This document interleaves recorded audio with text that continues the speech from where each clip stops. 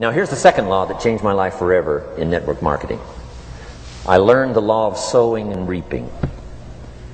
And in the law of sowing and reaping is also the story of the law of averages. Jot this down. The story of the sower comes from the Bible. I'm an amateur on the Bible, but this is such a useful story. Here's what the story says. And take the notes because the drama's in the details.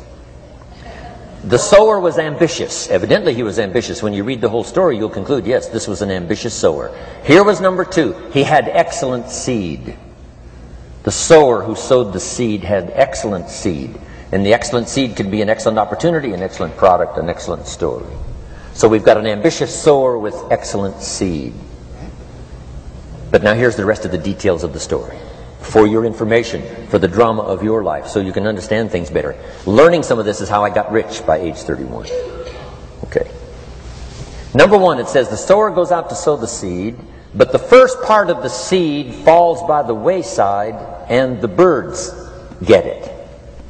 So jot this down. The birds are going to get some of the seed. The birds are going to get some of the seed. Now you say, well, Mr. Rohn, what does that mean? Well, I invite John to come to a meeting. He said he'd be there Tuesday night. Tuesday night I show up, John isn't there. I say, John, I wonder why John didn't make it. Now I know the answer. The birds. The birds. John had this great idea of coming to the meeting to look at an opportunity, and somebody stole it and said, you're not going to go see network marketing. And he says, well, maybe not. So have you jotted that down now? The birds are going to get some. Now when the birds get some, you've got two options. Number one is to chase birds. And say, well, let me get a hold of the person that talked him out of coming to the meeting. I'll tear him a new page. But I wouldn't do this. Here's what happens if you go chasing birds. You leave the field. If you go chasing birds now, you leave the field, which is going to distract from your future, not add. So you can't chase birds and try to straighten this stuff out. Here's what it is. It's just one of those things. And here's the best comment when things are a little disappointing. Isn't that interesting? You just have to say, I thought sure he would be there. He promised me. He promised me. But I know it was the birds. And you just have to say, isn't that interesting? Now, here's the rest of the story. It says, the sower kept on sowing. See, that was the secret to his success. He kept on sowing. And if you keep sowing, you can sow more than the birds can get because there aren't enough birds. If you keep sowing, there are some birds, but there's not enough. Because the law of averages will work for you. My mentor taught me, he said, you know, Mr. Rohn, there's only 9 or 10 real nasty, miserable people in the whole world. Now he says they move around a lot, you know, and you're liable to... You'll bump into one once in a while. But when you bump into one, you say, there's only 9 more like you. I can handle that in the whole world. Okay. Now here's what else it says. The sower now keeps sowing the seed. Now the seed falls, the story says, on rocky ground where the soil is shallow. And the rocky ground where the soil is shallow is not of your making. Because you had excellent seed and you were an ambitious sower. So the rocky ground where the soil is shallow is not of your making. But here's what it says what happened. This time, the little seed that falls in the ground starts to grow. And the little plant starts to grow. But the first hot day, it withers and dies. It dies. Not an easy thing to watch. I finally get John started. Sure enough, 3 or 4 days later, somebody says, boo! And he goes...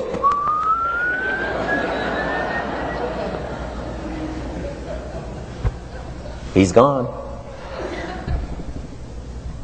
Doesn't show up at the second meeting. And I say, I thought sure John would last a week. What happened? Jot this down. The hot weather is going to get some. And this is not of your making. Here's what you must say when that happens. Isn't that interesting? Wow. What can you do? The answer is nothing. You say, well, I'm going to try to change this. I wouldn't take that class. You know, the sun comes up in the east. Somebody says, why is that? I wouldn't spend much time on that. Just let that happen. Don't go for this why stuff. I'm giving you the answers here. The answers is in the structure and the consequences and in the deal. The answer is in the deal. Anything beyond that is not worth study. You say, well, how come some just last a little while? I wouldn't sign up for that class. Here's the answer.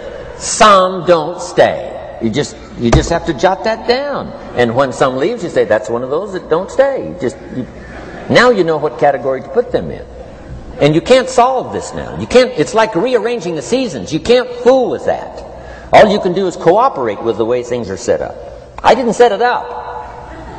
You say, well, it shouldn't be this way. Well, when you get your own planet, you can rearrange this whole deal. But on this planet, you're a guest. You got to take it as it comes. Now, here was the secret to the ambitious sower with good seed. It said he kept on sowing. Now, here's what he had to do to keep on sowing. He had to discipline his disappointment. This is a key phrase now to use the rest of your life. You must learn to discipline your disappointment. Because you didn't set up the setup, and some are not going to stay, and that is not of your making. Now, if you made gross errors and you ran them off, see, that'd be different. Now, you're responsible for that. But if it's in the normal course of things, this is the way things are. Now, here's what it says. The sower keeps on sowing. Now it says the seed falls on thorny ground. And somebody says, well, how much of this do you have to go through? Well, hang on. It's not the end of the story now. Now the little seed falls on thorny ground. And now the little plant starts to grow again. But as the little plant starts to grow, the thorns choke it to death. And it dies. So jot this down. The thorns are going to get some. And that's not of your making. And what are these thorns? The story even called these little thorns, little cares, little distractions, little somethings. Who knows what all they are? I say, John, we had a meeting last night. You weren't here. John says, well, I can't make every meeting. I say, why not? You're part-time. He said, well, the screen door came off the hinges. And you just can't let your house fall apart. You got to take some time and fix things up. And I can hear the thorns going,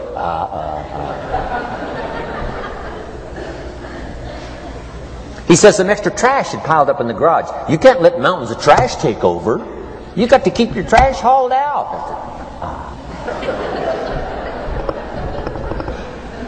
People who let little things cheat them out of big opportunities. People who let little things cheat them out of big opportunities. And you feel almost helpless. What could I do about that? And that's nothing. And you say, well, why is this? I'm asking you not to sign up for that class. Don't sign up for these why is this class. It's just the way it is. Like winter following fall and spring following winter. So if you got that, the thorns are going to get some. But now here's the good news. Let's read the rest of the story now quickly. The sower now what? Keeps on sowing the seed. Keeps on sharing the story. Keeps on giving an invitation. Yes, the invitation can be more powerful for me as it was 1 year later than it was the first month. Because now I'm saying I'm making twice as much money part-time as I'm making on my full-time job. Yes, the story can be more powerful, but the law of average is still going to work. But now here's what the story said. Finally, the seed falls on good ground. Finally, the seed falls on good ground. Now put this in parentheses. It always will. If you keep sowing. If you share a good idea long enough, it will fall on good people. But now here's the rest of that story. Some of the good ground did 30%. And some of the good ground did 60%. And some of the good ground did 100%. You say, well, why the difference in numbers? I wouldn't sign up for that class. Go on. Have I said that often enough now? Don't register for that class. It's just the way it is. Now, I tried to get the 30s to do 60. found out it was more than I could handle. I used to say, I'll make them successful if it kills me. I almost died. No, you can't do that. Here's what you do. Let the 30s do 30 to the best of their ability and keep doing 30, because that's how they build their lifestyle and get what they want out of life. And let the 60s do 60, and let the 100s do 100s. Now, how can you get some to do 100%? You got to go through all these experiences, and you got to talk to